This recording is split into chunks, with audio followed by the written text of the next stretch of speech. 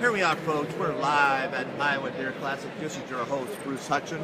And we got Scott, and we got John, and we got Jason. Sorry about the fast movement. And so we're talking about Scott Big Buck Factory. He's not going to tell you where it is. It is in the state of Wisconsin.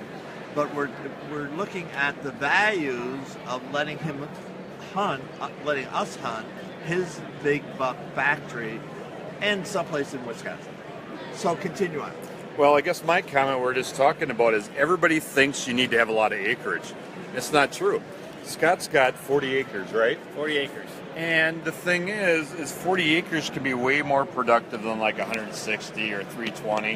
And I even have another guy that, one of the guys that we work with another hunting show, I believe he's got 12 to 14 acres, and he consistently is shooting big deer. So it's not necessarily what you, as Bruce is trying to, technology. That didn't work. Here we go. You still rolling, or do you kill it? No, we're rolling. Okay. We're live. I just crashed. Oh, okay. So I guess my thing is it's all the little tricks, and so like Scott, he first started working with another consultant, Art Helen Outdoors, and maybe you should tell a little bit about a couple of little tricks and things you started doing to make your 40 acres more productive. Okay, I'll do that. Number one, you got to let the 2 and 3 year olds walk. That's number one. But I would say nutrition is number two. I started planting, well, actually last year at John's Seeds, and the deer were actually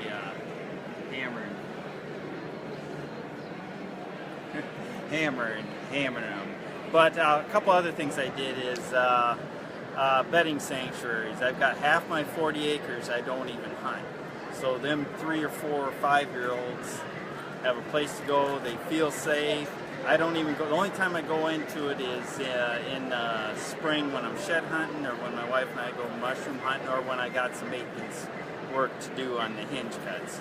But other than that, I stay out of it. So they're on my west ridge. When I come in, they don't even know I'm there. So I think having a big area for these bucks to feel safe is number two. Number one, food plots, water holes, and pressure. Pressure is huge at keeping those. Doesn't take much to blow them off on your neighbor's land. So I would say that's about. Well, and that's why we were joking before we went live, like with Scott, where me and another guy were talking about how we would really kill, a couple of these really nice bucks that you didn't have a chance to harvest. But the thing I was talking to another guy a little bit earlier is I said, even if you don't kill one of these deer, it still could be a good learning experience, and having backup plans. So before gun season last year, there was a stand that I hunted for numerous years, and I thought, well, I need to have a backup plan in case something happens to change the conditions. So I put some big or some small square bales of hay on top of a little platform in a stand I used to hunt 15 years ago. Is it overlooking a different part of the woods from where the deer usually come? There's not much feed in that area, but I thought, why not? You never know. So as we're seeing so many bucks and deer in the normal areas, the normal funnels, but the hitless bucks we weren't seeing. So one night I'm like, you know what? Those smart old bucks, try to think like them. What are they doing? Why am I not seeing them? So I hunted the backup plan stand, and within about 15-20 minutes of being out there, that big old buck come rocking out in that pinch point in the corner. And of course, it gave me a shot, but it wasn't a great shot, so I let him walk. But what I learned is, it was a great experience. I did see him, but I did something totally different than what I normally would do.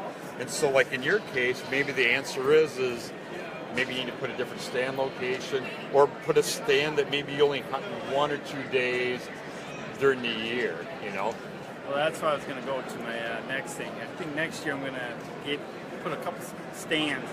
Probably this spring I'm going to scout my sanctuaries and get one, so when it's time to get aggressive. Because I think these big boys at night, they have a safe zone that they'll get up, browse a little bit in the woods, and they'll only move 50 yards until it's dark. So unless you push the envelope, I've learned they don't just get up and take a walkabout. That's one thing I've learned. Well, You know.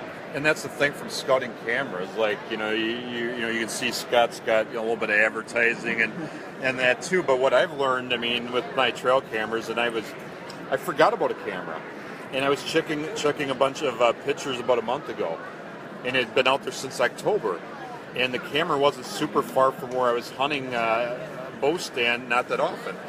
And what I learned is I need to move the stand because I like creating scrape lines. We did have a lot of deer activity, but a lot of the bucks were just like at 50 yards inside the woods. And so I like scrape lines, but the thing that some people have seen is I was doing that logging trail video the other day. And so what we're doing is I'm going to actually be creating a funnel, and then there's going to actually be like a little staging area that's going to be like 50 yards inside the woods. And I found from the trail camera pictures where these big old bucks, how they're moving, where they're moving, and they don't like coming to the edges unless they have to, but you can create an environment just inside there, and that's a stand. I mean, like I said, I might only hunt 2-3 times, but when I go in there, when it probably will be is like 8 in the morning till noon, during, the pre-rut or the rut, because as I say to a lot of people, I tend to see a lot more big bucks close to me, not early right away in the morning, not right before dark, because a lot of those bucks don't come out right so close to dark, but get create like a little inner funnel, but still be close enough that, you can, hunt some scrape lines, or in my case, you'll be hunting both an inner funnel and a scrape line. Then I'm going to create like a little staging area just inside the woods using a logging trail mix that isn't quite as palatable, but I'll have a little bit more palatable, like a little spot to get them to stop. So it'll kind of be like a little micro kill plot off the logging roads. So Thanks so much, guys. And that's Scott and John live from Iowa Deer Classic, Des Moines, Iowa.